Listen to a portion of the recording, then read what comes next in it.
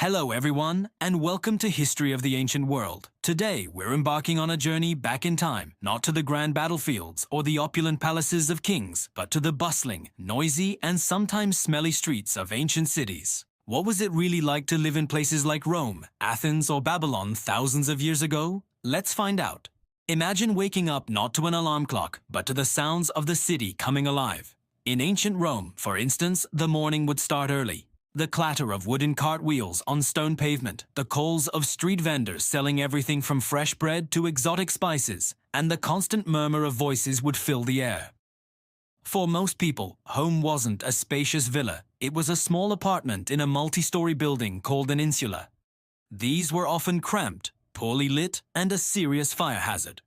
But they were the heart of Roman urban life, housing hundreds of thousands of ordinary citizens. Your day would likely begin with a quick, simple breakfast, maybe a piece of bread dipped in wine or olive oil. Then it was off to work. For a craftsman, this meant heading to your workshop, often on the ground floor of your insula. A merchant might go to the forum, the city's central hub, to trade goods. A laborer might head to a construction site, helping to build the magnificent temples and aqueducts we still marvel at today. Life was tough, and work was physically demanding for the vast majority of the population. Now, let's travel to ancient Athens, the cradle of democracy. Life here had a different rhythm. While Rome was a sprawling metropolis of power and commerce, Athens was a city of ideas and community. The Agora, a large open space in the center of the city, was more than just a marketplace. It was where citizens gathered to discuss politics, philosophy, and the latest news. You might see Socrates himself engaging a group of young men in a deep philosophical debate, or hear an orator passionately arguing a new law.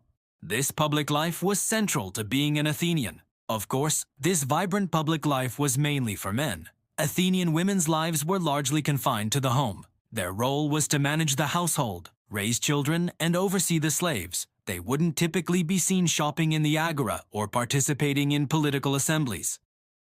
Their world was the domestic sphere, which, while crucial to the functioning of the city, was separate from the bustling public life their husbands enjoyed. Water was a major concern in any ancient city. In places like Rome, incredible engineering marvels called aqueducts brought fresh water from distant springs into the city. This water supplied public fountains, where people would collect their daily supply, and fed the grand public baths. These bathhouses, or thermae, were not just for getting clean. They were massive social complexes with libraries, gyms, and gardens.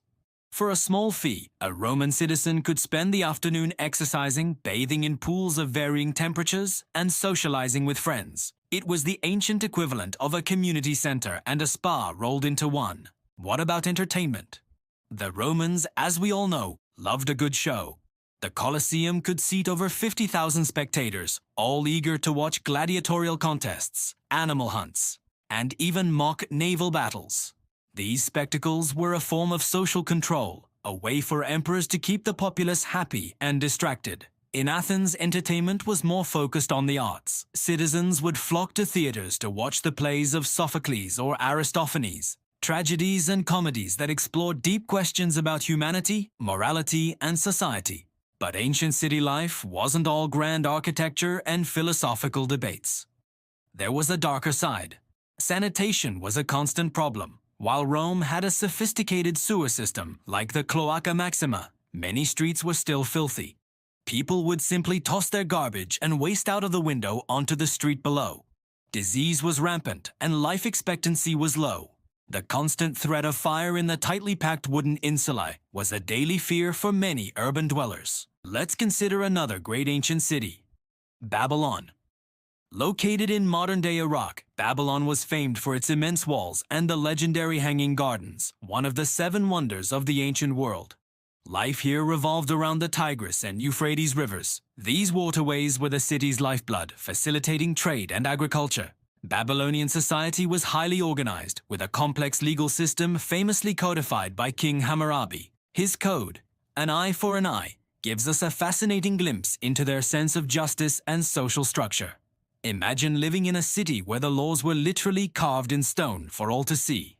As the sun set over these ancient cities, the atmosphere would change again. Streets would become darker and more dangerous. Those who could afford it would light oil lamps in their homes, but most of the city would be plunged into darkness. People would retreat to their homes for the evening meal, which was typically the largest meal of the day.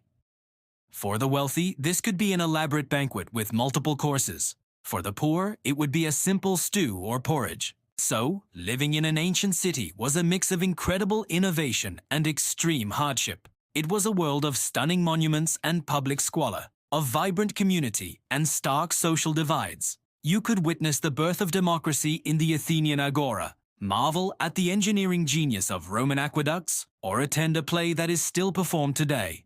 But you would also have to navigate crowded, dirty streets, live in constant fear of fire and disease, and work tirelessly just to survive.